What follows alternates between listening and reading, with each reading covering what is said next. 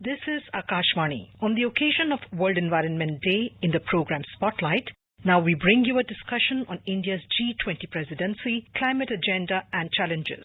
The participants are Mukul Sanwal, environmentalist, and Lalima Anija Dang, anchor. India is fortunate to be leading the G20 as its presidency this year, for which a series of meetings, conferences have been taking place in various cities across the country. Well, today is World Environment Day, the 5th of June, and we have with us noted environmentalist Mr. Mukul Sanwal to discuss India's G20 presidency, climate agenda and challenges. Welcome, Mr. Sanwal. Thank you. So when we talk of environment, it's no more a fashionable word now. In fact, it covers a very vast ambit of issues like mining and forest fire-affected areas, land degradation, biodiversity loss and pollution at all levels, air, soil, water, like in oceans, conservation of resources. We are also now talking about millets, what to grow so that that will consume less water. We are also talking about circular economy. We're talking about Prime Minister's life mission, renewable energy, and so on. It's really a vast subject. But to begin somewhere, let me talk about the fact that suddenly now environment is in focus globally. What do you make of the fact that are the developed nations taking developing nations seriously when it comes to enforcing environmental laws and taking care of issues like mining and forest fire affected areas or let's say biodiversity or let's say marine pollution? How do you see that? You see, what is happening is that when the developed countries developed, they relied on resources from the colonies which were cheap for them and they did not care about the environmental impact. And they developed their lifestyles in that manner. Yes. You know, cheap oil, cheap steel, copper, other minerals, even food grains. Now that the people who had nearly 3/4 of the human world is now developing and relying mainly on its own natural resources, some kind of a crisis has emerged. Because the natural resources, what is now called the emerging world, were depleted by the developed world. And the emerging world needs to come up to that level of well-being as the others. That is a normal, natural aspiration. Now, what has happened is that finger-pointing has been taking place so far. That who is to blame? Should the blame be given to those who developed earlier, using the more natural resources than they should have, but they say that they were not aware of the environmental impact, or the blame should come on those who are now developing, and they are rightly saying that you cannot curtail our development or make it more expensive because you did not go through this at that time. Exactly. Now, the innovation that the Prime Minister has given is that he has told the United Nations in 2018, actually he started this, and he's developing it as part of the G20 agenda, that let us look at the individual usage of natural resources, one, because ultimately natural resources are used for human well-being. They are not used just for using natural resources, even factories, electricity, coal, steel, iron. It all goes into building urban infrastructure, cities, automobiles, electricity, housing, and they all lead to what is called a lifestyle or human well-being or human development. Now, when we focused on this, he is during the G20 also saying that this is not that one natural resource is in a crisis. It is not just the climate. It is a range of natural resources that we have to look at. It is biodiversity, it is the marine environment, it is soil, it is forest fires. It is the entire range what we call the ecosystem, because all of this has to balance and has been part of the balance of nature throughout human civilization, and we have to keep that balance. The third point he is making is that let us all look at it ourselves. If each individual makes a change, then cumulatively it is going to have an impact. And he's trying to push this idea of life in the G20 agenda. Right, sir. When the Prime Minister talked about India's Panchamrit gift at COP26 in Scotland, what are we to make of it? He picked up 5 points as symbols in the climate context and said, look, basically what he said was, what is behind the numbers, basically what he said was that if each individual is going to make a change, and government is going to set a new direction, when we look at the sum total of all of this, there will be a solution to the climate crisis. For example, he says there is a lot of sunshine in India.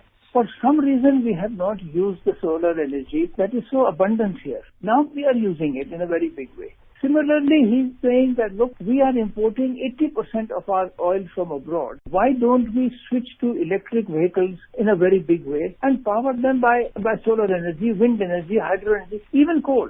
But then if we use more coal, we will use less oil. So the message there is, let us not take for granted the development path that others have followed. Let each country, each individual question what they are doing with natural resources, how they can improve the use without reducing the level of well-being. That is an important point. Yes. He's not saying we should not use air conditioning.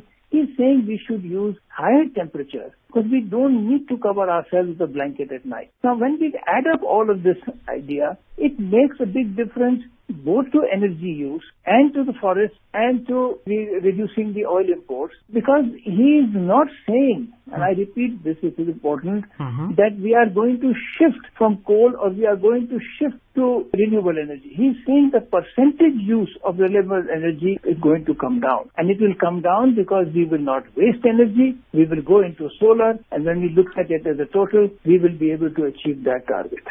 Yes, in fact, it's very heartening to note that the average carbon footprint of a person in India is just 0.56 tons per year as compared to the global average of 4 tons. Despite that, under the aegis of the Honorable Prime Minister, Mr. Narendra Modi, we are taking it forward. We are taking the environment issues forward. And he was the one, as a good leader, who took up the whole idea of International Solar Alliance. Never before had anyone thought about it that more than 100 countries around the equator will use solar power as a means of renewable energy. That's very heartening. So where do you see the fact that now that the government is promoting electrical vehicles, where, and of course, as you mentioned, 80% of our oil is imported and much of our money goes there.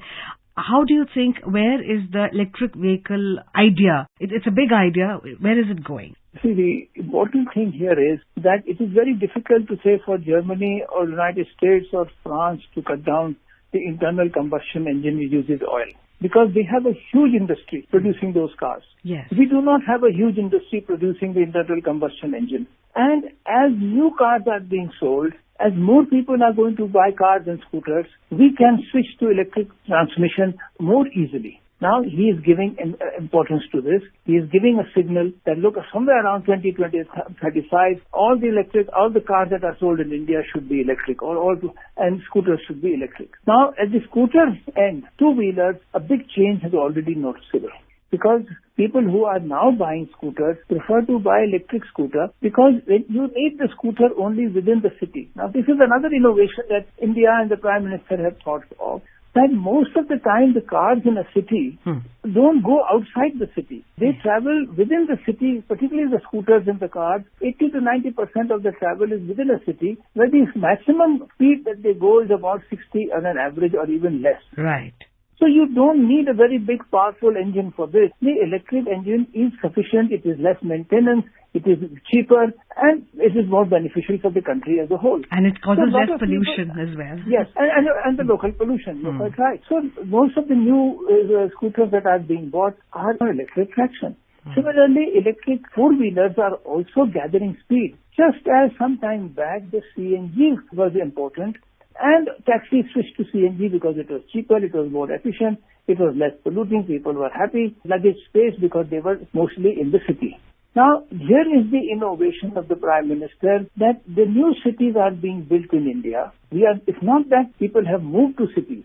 In the developed world, 75% of their population had moved to cities by about 1975, 1980. Today, for India, half the population is still in rural areas and is going to move into cities. So we can design cities in a manner that we are dependent on the metro, on buses, on electric vehicles. And in that manner, we will save on local pollution. It will be cheaper for people because the maintenance is less, and initial cost will soon come down, and it will be beneficial for the country, and it will show a new direction for environment for the people who are going to develop. How do you combine urbanization, renewable energy, and transport? And he is showing how it can be done, and it is a success. Yes, and let me go a step forward to add to your points that the groundwork actually has been done. The fact that we are now 100% electrified as a nation more than China. So we have electricity in the far-flung areas. So we can afford to increase our electric vehicle and not just limit to just cities, but probably move into the rural areas by and by gradually. And of course, in the last two budgets, we have seen that the Honorable Finance Minister gave a lot of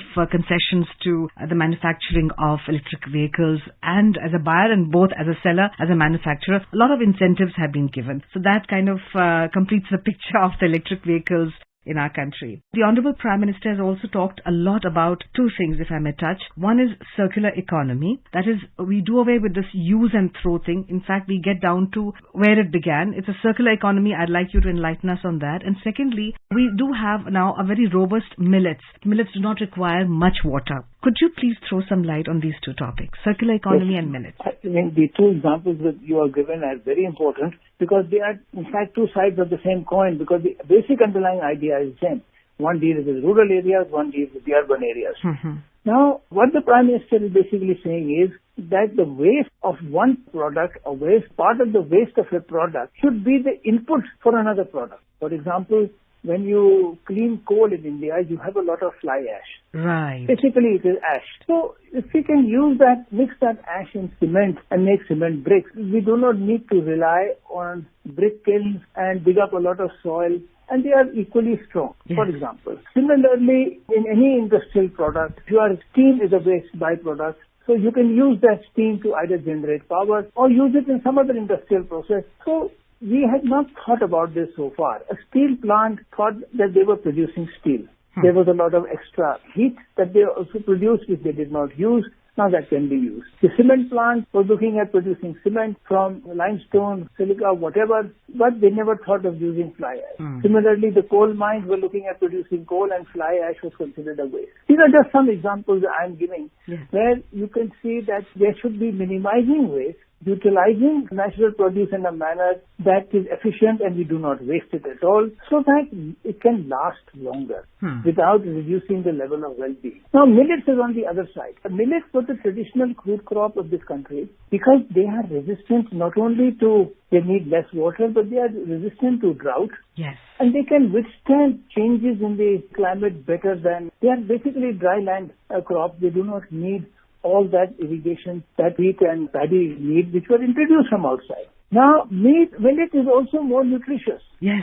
And what the Prime Minister is saying is that this nutrition value of millet was something like a fad or fashion of the rich. Look, I have a diabetes problem, I will have millet roti. What he is saying is, don't limit it to this. Everybody should shift to this because this is natural to us. This suits our climate, it suits our soil conditions, it suits us as human beings. Because again, and this is where another example of the circular economy comes, urban people, rich and the middle class and now the poor also, the percentage of diabetes is rising hugely.